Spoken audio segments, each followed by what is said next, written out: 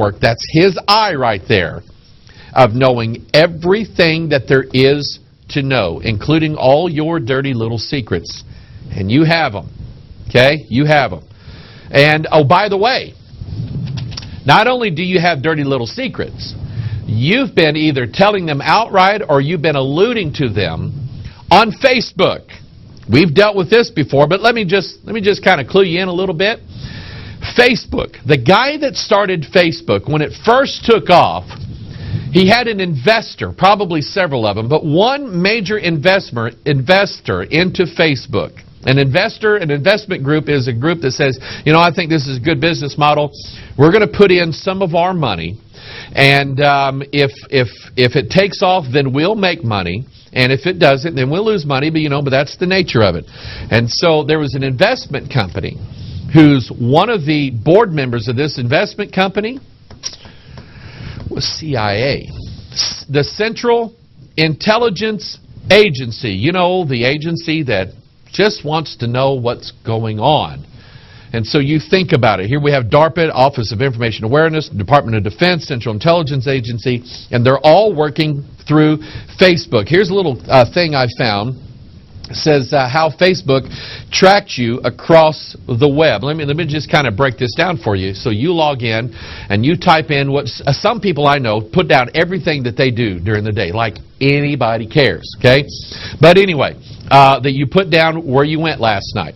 Okay, they know what computer you were on. They know what time of day it is. When you send a picture to Facebook, there's what's called metadata at the bottom of that picture. You can't see it, but it's encoded into the file.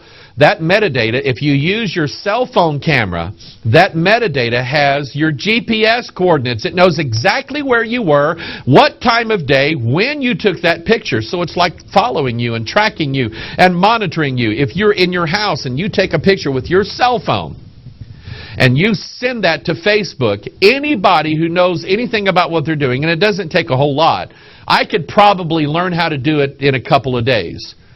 Go into Facebook and find out exactly where you live. Now it comes out. Now it comes out that Facebook tracks your web browsing after you log off Facebook. Bet you didn't know that. Okay? So you log on Facebook first thing in the morning. Okay? And you see what's going on, see what the gossip is, tell everybody what you did, what your snotty little kid did, and all this stuff. And then you log off Facebook, and then you start doing your little internet browsing, reading your email, and going shopping, and looking probably at things you probably shouldn't be looking at. Whether good or bad, you probably need to stay away from them anyway. And Facebook is writing all this down. Okay, they're going here. Okay, yeah, we're just going to put this in a database. Everything you've done. Okay? We're just like giving them the information. Okay, we're giving them the information. There's a show, I think it's on History Channel right now. It's called Off the Grid. I've only seen one of them. I don't know if it's a continuing series or not. But these guys, for $1 million, have one day to go from point A to point B to get $1 million without being tracked. And there's a whole group of guys. Some of them used to work for, probably still do, the government that tracks them. And they can find them. Okay, you turn your cell phone on, boom, you got you. Use a credit card, boom, got you. You go to the store, okay, there's a camera in there. Even if you use cash, there's a camera watching you pay cash and a record of what's going on. Facial recognition. I'm telling you, they have the ability to watch and know practically everything there is to know about you. I don't have my cell phone on me. Even when you have your cell phone and you're not making a call, that cell phone can be activated to record or listen in on what you're saying. Pretty good. Okay? You say, well, my cell phone doesn't have GPS. Yes, but it pings off cell towers. And if it's on and the battery's in it, anybody can find out what you're doing. Here's another one. Tweeting illegal immigrant could draw scrutiny of government spies. Now, here's where we get scary. Okay, the government knows everything I'm doing. Blah, blah, blah. What are they going to do about it? Okay? Well, these very insecure people who run the Department of Homeland Insecurity, I mean, they're very insecure. What are you talking about me? Have you been talking about me? Are you planning on overthrowing the government? See, that's how they act. Acts like some little weasel kid that you used to know in school. Okay?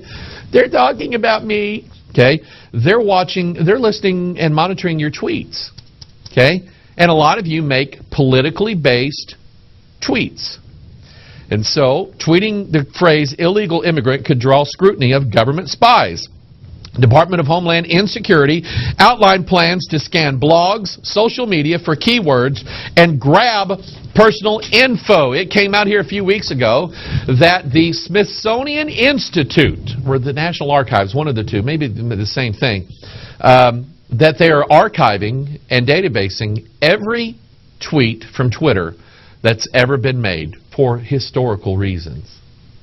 Okay? Everything you said you did. See, we're the ones feeding them the information. Total control because they have total knowledge. They're even stepping in at hockey games. That's when it gets bad. Look at this one. DHS, Department of Homeland Security, takes counterterrorism to the NHL. Department of Homeland Security Secretary Janet Napolitano has recruited hockey fans into counterterrorism efforts as DHS has expanded the If You See Something, Say Something campaign to National Hockey League games.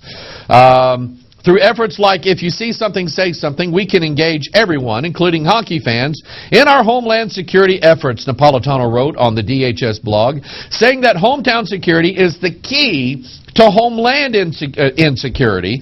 Napolitano explained that the DHS public service announcement will debut next week during a hockey game between the Philadelphia Flyers and the New York Rangers. Go to a hockey game. You see somebody acting in a physical manner, you should report them. Have you been to a hockey game? There's terrorists out there with sticks and fast-moving objects hitting one another with them. Maybe we should turn them all in. Speaking of sports, somebody sent me this. Nike and Oregon State have developed a new uniform for their players. Take a look at it. The all-seeing eye. Okay? Watching everything you do. I thought that was interesting. Speaking of sportswear, somebody sent me this. And by the way, I appreciate everything that everybody sends me. You're helping to feed this broadcast. You're sending me information. I look at it, may not always have time to respond to it, but I look at the information that you send. And I'm getting better now at keeping a record. I'm not trying to record everything you send me, but I'm getting better at keeping notes on some things that people send me. Even if I don't use it immediately, I'm using my iPad, which sends the information to the cloud, so somebody in the government knows what I'm databasing. I don't care. Let them know. They're watching this anyway, so who cares? But anyway, somebody keep sending it because it is useful. Some guy sent me this. I think this is over in Sweden or Denmark or something like that, Germany or some European company that makes sportswear called Odlo. I want you to notice their symbol, okay? And I want you to notice the caption is evolution. Now, we have done some videos on this, and I like to every now and then just kind of go back and draw some information that we've talked about in the past to keep it fresh in our minds so that we know what to look for. You see, those who are watchmen on the wall, and that's what this ministry is, Ezekiel 33, we're standing up on the wall and we're watching, okay? Every now and then, it's good to go back and restudy and remember some things that we used to know just to keep our minds focused on what to watch for. And so this watcher sent me this. Pastor Mike, take a look at this. What do you think about this? Here's the company. There's their logo. And by the way, and I want you to take a good look at this. This logo here. I'm going to count to 3 and see if in 3 seconds you can see 3 6s in this logo. 1, 2, 3. I get it. I see it. Okay? Here again, we did a video here a while back on subliminal persuasion, how the devil loves to get things into our minds subtly and plant ideas and images in our minds subtly. And looking upon this logo, even if you never thought to look for sixes is there. It's there. Now you see it. Now your conscience is aware of it. But your subconscious has been aware of it ever since the first time you looked at this particular logo. Your subconscious knew about it, and that's where the devil likes to plug his stuff in without your awareness. Perception without awareness is what it's called. Anyway, and what does sports wear? What does putting on some skinny, tight, athletic clothing? By the way, I don't know if I should do this or not. And just try to picture Mike Hoggard in this action wear, or me as a superhero wearing. Never mind. Anyway, what does this have to do with evolution? Remember, when they're marketing things, they're not just marketing a product. They are marketing a concept, a philosophy. They're marketing a new way of thinking, a new paradigm. By the time that the Antichrist gets ready to come on the scene, people will have been properly prepared to bring in his coming.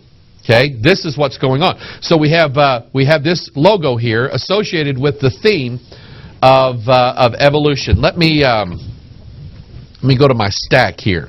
Okay, here is Marilyn Ferguson's Aquarian conspiracy. Same logo.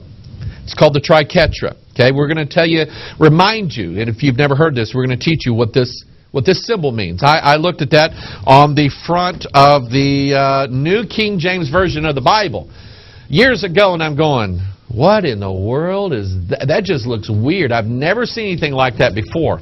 Well, now I know what it's for. Okay, so anyway, here's Marilyn Ferguson. She is a New Ager, and she says we're everywhere. Okay, we're in the schools. We are in the governments, we're in the businesses, we're in the marketing agencies, we're behind the pulpits, by the way, and we're teaching in seminaries and Bible colleges. I mean, we're everywhere. Our people are all over the place. And we're going to take over, okay? And we're going to bring the world into a new world or a new era. And it is a conspiracy. And here's our symbol right here, okay? Let me teach you this. Let's go back, okay? This is that since we're dealing with evolution, and we just did a video on this here a while back, evolution talks about how man's DNA is going to be changed. So when man's DNA is changed and transformed, we're going to go into our next stage of evolution. So let's see how this looks. So here we have man's two-strand DNA. Okay, now I want to show it to you like this, and I'm going to show you the verse here in a little bit. Okay, let me rightly divide my word of truth here. Here I have on this side, I have the Old Testament. On this side, I have the New Testament. Did you know that these two perfectly join together? Isaiah says, seek ye out the book of the Lord. None shall want her mate. We're going to see a verse here in a little bit that's going to explain this. So here we have what I believe is an emblem of man's two-strand DNA. You see, the scientists who work on DNA right now, who can do all these wonderful, magical things with DNA, you know how they do it? They figured out that DNA is not just a random code of jumbled together junk that doesn't make any sense. They found out that DNA is written exactly like a book. Of course, the evolutionists want you to believe that books write themselves given enough time. And it's interesting because we have a lot of human beings running around the world who the scientists say their DNA wrote themselves. But we don't have anything going back a million years showing up now where books wrote themselves. It just doesn't make sense. It takes more faith and stupidity to believe in evolution than it does to just believe that God created the universe in 6 days. Okay? So anyway, so here we have a book. If DNA is a book, who wrote it? I believe God wrote it. And so here we have like the two strands of DNA, and they perfectly match together. They give the complete, they make the completeness of the body of believers of Jesus Christ. Let me show you this in verse form. Psalm 139, verse 16. Thine eyes did see my substance, yet being unperfect, and in thy book. David is talking about God's book. All my members, like your finger members and your ear members and your eye members and your hair members and your stomach members and your little toenail members, they were all written in God's book, which in continuance were fashioned when as yet there was none of them. So you started out in life at the joining of your father and your mother.